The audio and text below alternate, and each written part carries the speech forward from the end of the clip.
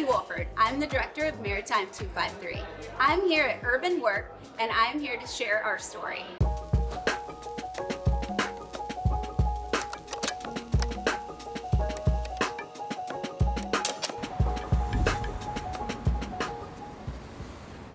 I'm Reed Fetters, and this is Stories at Founders Square. Tonight, we're here with Kristie Wolford, and we're going to be talking about Maritime 253. And all about Founders Square, it's really easy. We talk to Tacoma builders and founders of Tacoma. So let's get started. Kristie, for those wondering all about that gorgeous building, as you glide into 705, off to the right on Foss, what is Maritime 253? So Maritime 253 is a partnership with the Port of Tacoma. So that building you see right in front with those beautiful windows, that will be the Port Operations Center that they'll be moving into in March, I think, January through March, I believe, of next year. And then the building just behind, so it kind of looks like a wave, is Maritime 253. And Maritime 253 is a skill center for students across the South Sound who are interested in maritime connected careers. Generally, our students are in 11th or 12th grade. Our programs are half-day programs, so they're meant to be in partnership with their home school. Students can be from a home school, private school, or any of our neighboring schools. So we're made up of 9 member districts. So each of those member districts has a superintendent who sits on our governing board and allows us to really operate and meet this region's maritime career needs. And how deep do you want me to go? I could just keep going. I really want to get in there. I want a partnership between Port Tacoma and Tacoma Public Schools. Yeah. Coming together, doing maritime skills. And the idea, I believe, came from Josh Garcia. That's what I thought. Okay. Yeah, about 10 years ago, as you know, we have a school in the zoo in Tacoma. We have a school downtown, School of the Arts, and then we recently added IDEA.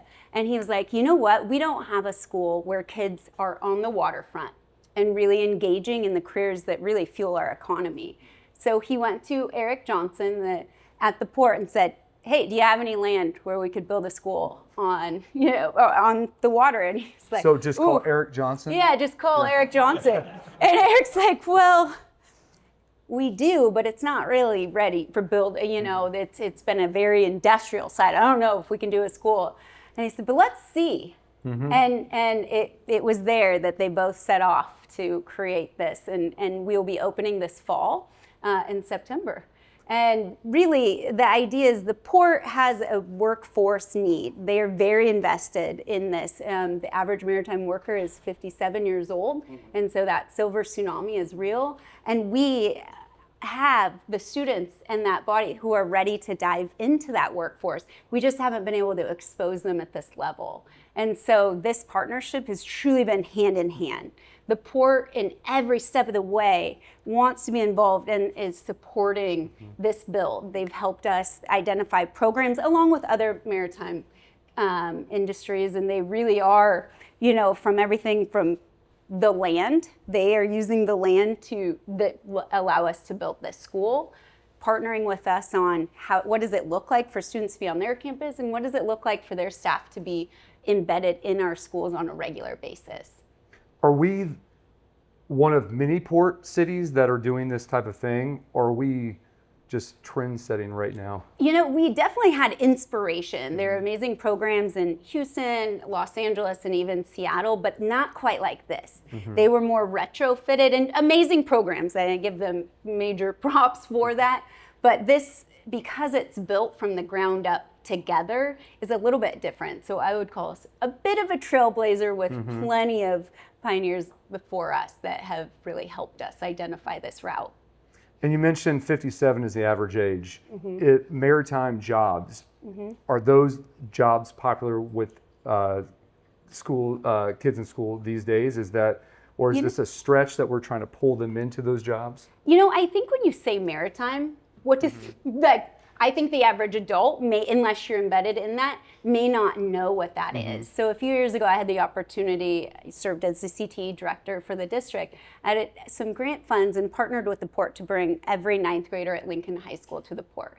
On that, every trip through the port, every student was like, oh my gosh, I want to do that. I want to do that. That is, and it like still gives me goosebumps today. And so that I knew we were on the right track then and plans were underway.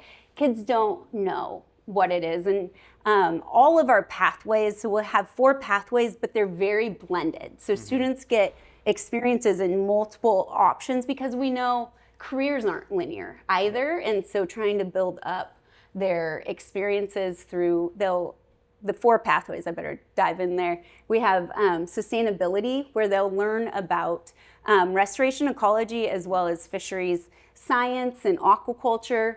In year 2, they'll be able to dive more into either marine biology or the trade side. We have alternative fuels and then solar panel installer pathway where they can kind of branch depending on what they'd like to do in their second year. We have a pathway on advanced maritime manufacturing that blends welding, but also mechatronics. So they're learning, in their first year, they'll earn their Clover Park Technical College certification in mechatronics that can work aboard a ship. Many of the ships are moving towards like using mechatronics to sort the fish and be on that vessel, but also on land in all of our factories that are coming Amazon, and they need to know how to operate, repair, and build these systems. They also learn the welding side. So they will take welding classes their first year, but dive in their second year and get their AWS certification in that pathway. So it's and then learning 3D design at the same time. And so it's pretty exciting just to give them exposure and certifications no matter where they're headed. And then we have 2 more pathways. Do you want to feel free? Technology, Yeah, go ahead. heavily focused on cybersecurity and network administration because that's one thing. Any industry needs that more than ever right now, but also the maritime industry. As you think about aboard ships, the port is, I think it's 1,800 times a month active security attacks. And so that was one of their, we need more cybersecurity focus. And then lastly, let's see, sustainability, technology, advanced maritime manufacturing, technology. Yep, I got them all. I was going to say, you're going to ask me, I was like, all. I don't have that answer. I'm not sure. I didn't write that one down. Maritime, the word is very broad. Anyone here not know what maritime means or curious about it? I'll say, I don't know. Tell us what does maritime mean? What is when we say maritime 253, what does the maritime refer to? So maritime actually, it has many offsets, but really fuels are everything we have in the space got here because it came aboard a ship, it came aboard a truck, so it's all of the logistics to move our goods in and out, as well as keep our infrastructure safe. So maritime is everything. We actually have a video series that we partnered with the port on to say what is maritime, because maritime is honestly most things that we utilize. It's hidden in plain sight. I heard a quote recently like, ports are hidden in plain sight. They fuel our economy, but we don't always know. We don't get over there and see what is happening and the number of goods and how these goods get around the world, come in, come out, and so it's all of that. I'm not going to pretend that you all knew that. You could help me out there. You're going to let me raise my hand, the only person that doesn't know maritime. I'll remember and that. If there are maritime professionals in the room, please, I want to hear from you. We can add to it. So how does how does Maritime 253 differ from the other CTE programs you guys have going on now, or TPS that's going on right now? So at Maritime 253, we're a skills center. So the programs are at the advanced preparatory level. So which means most of all of our instructors have to have come from industry, but they may have been teaching for a while, but they have to have that industry experience to be able to teach at that level. What happens at our high schools, we do have some advanced preparatory courses, but a student might say, I want to dabble in this, I want to dabble in this, and that's wonderful. At Maritime, they'll be able to do a deep dive. They'll be in 3 courses, so they come to us for that half day, a deep dive into those 3 courses where they're able to do that hands-on learning and real-world projects to connect to their learning. And where that differs in the traditional sense, not that that's not a great option for students, they just are allowed to go a little bit deeper and really hone their craft and work with industry there. AI is a disruptor right now across all industries. How is that impacting the maritime or what you guys are teaching for the students that are coming to get skills?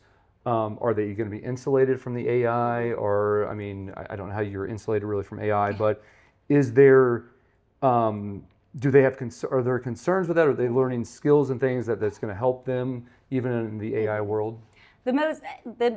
It's always, a moving target, but the really cool thing is our programs are built to really support that move to AI. So that need for cybersecurity, that need for somebody who can operate that automation, that need for, in our sustainability, that alternative fuel and green energy. So while we know that we need to be nimble and constantly be ready to shift. That's one other thing is what we offer is directly in line from feedback from industry. Industry tells us what's happening and what they need, and that's how we choose what we're offering. So it's not willing. So we have our first 2 years of programs slated, but will absolutely, as industry is changing faster than ever, continue to evolve in that way.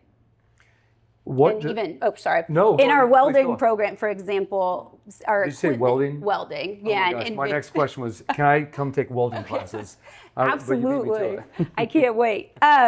So we have it's a little bit very, very future forward for the industry. So we have cobot welders. So a student, there are robotic welders, but to take the skill of welding, but aided by, co-creating with that robot, if you will. So you have to have a baseline understanding of welding, but it's taking that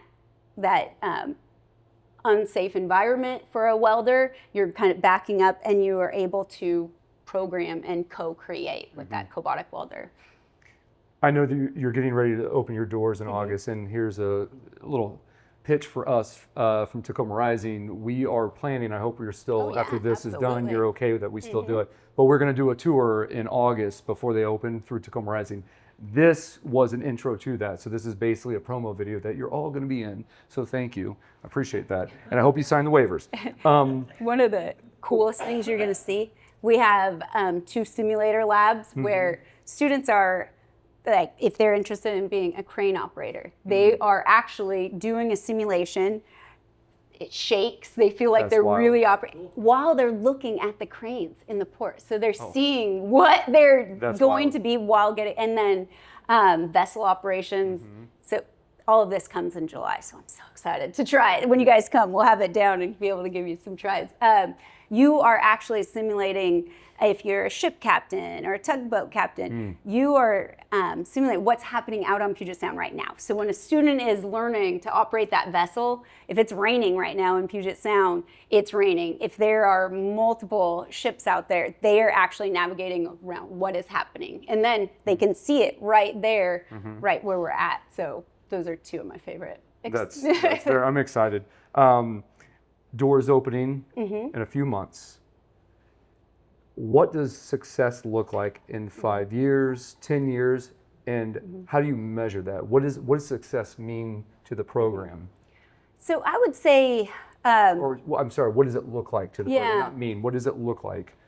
I would say the word that comes to mind, economic mobility for our students. So they're equipped for their future. They have credentials. We know across Washington State, 50% of students go to post-secondary education, to college at first. And so what does it look like for a student who decides not to go right to college? They have a credential where they can earn a wage that is livable and get their foot in the door. They also, if they do, we really hope by giving them these college credits and well-connected pathways to college that they may choose to continue as well or hold on to those credits. So they're getting access to college and credits that will help them change the trajectory as well as certifications. But really the heart of it is that their network that they will build. We all know, I think every job I've ever gotten is because I knew somebody who knew somebody. And that is the power that Maritime 253 brings with the partnership with the port and all of the industries right there. I want every one of our students to have more than one, at least one industry mentor, but more than one, so that when they are out in the field and they leave us, they know who to reach out to and who can connect them for that next step. So success is every student knows where they're going and they're surrounded with a network to make their own dreams happen. We've talked a lot about students and outside of TPS and regional. How far does the program expand to adults, and how far does it go? How far into the community are you guys reaching, or can you guys reach? For our day-to-day programs, the way we're funded through the state of Washington, students have to be in high school. So unfortunately, but we are looking at partnerships and how do we support. So our simulators, I'm told that the longshoremen might wait 18 months to be able to get time on that simulator. We have simulators. So looking at partnerships so that we can also continue to help and fuel the industry need, even outside the school day. So I can't learn to weld? We are looking for mentors. You're giving me mixed signals here. No, I'm just kidding. No, for sure. Okay. And our second story classroom overlooks. So we have multiple classrooms that overlook the welding shop, so students can watch and see. So that's part of that connection where maybe I'm interested in sustainability right now, but I'm also seeing, and so they are allowed to switch, and we also crisscross too, so they get a wide variety of experiences. Doesn't help your welding. No, that's all right. I don't think anything's gonna help that. So you've given us so much information tonight, which is I've learned more than we've talked in the past, and it's a lot. If you could give everyone here one takeaway about Maritime 253, what would it be? What do you want them to leave with tonight? One thing that is worrying me is that our enrollment is going well, but I ask students it's a quick enrollment form. I ask them, why do you want to come? And a lot of them are well connected to the maritime industry. So word is getting out in industry, but I worry about the kids who we're not reaching. And so we are trying to push. We've had some billboards, we're getting out to schools, but it's those personal conversations with a kid who might want to check it out. And if you're willing to just say, hey, have you thought of this?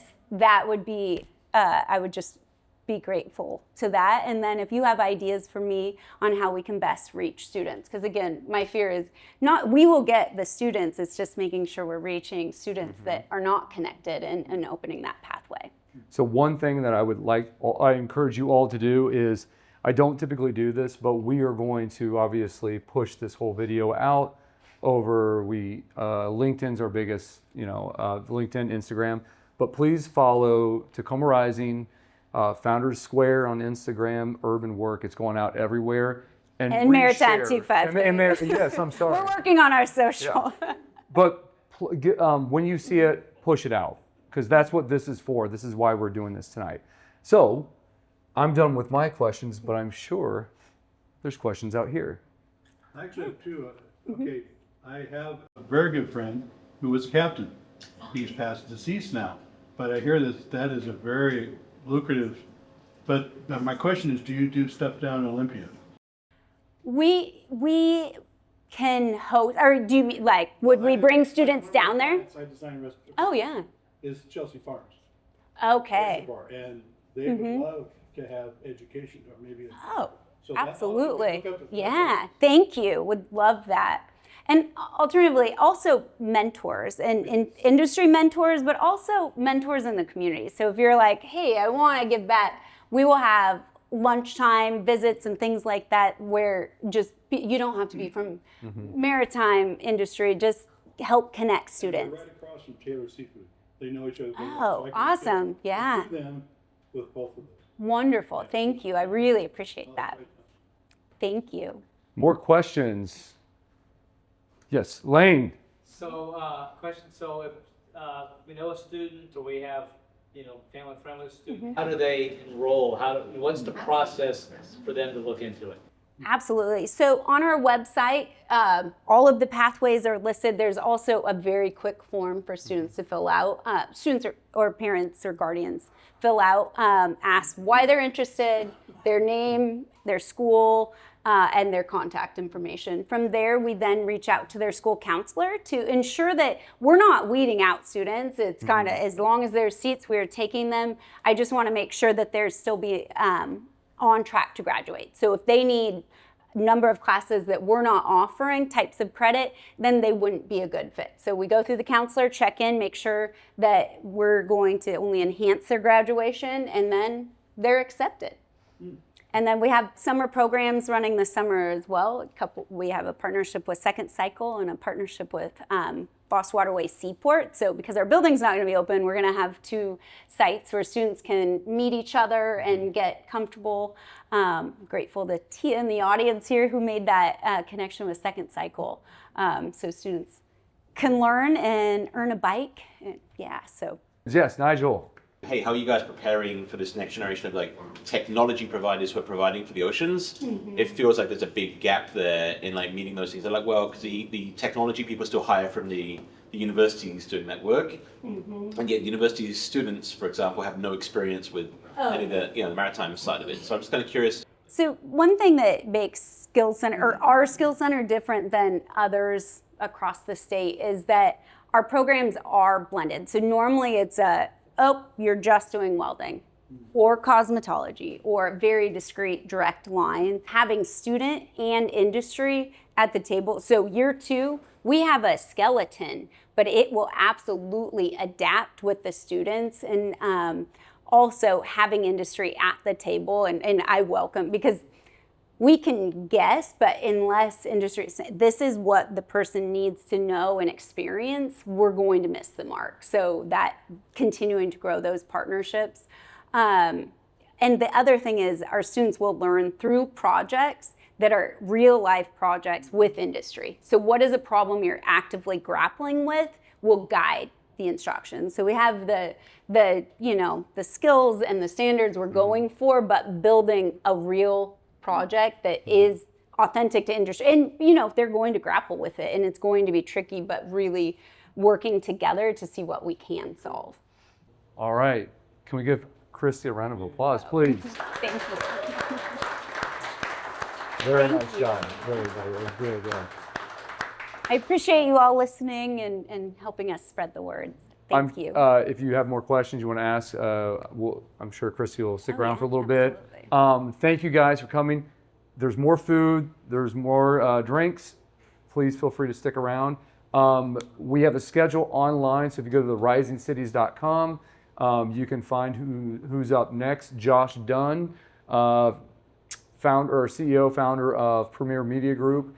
And number 3 is right back there, Mr. Nigel Sharp. He'll be in July with Aquaga, which you guys should talk. Okay. All righty, guys. Thank you for coming. Thank you. We'll see you next time. Thank you.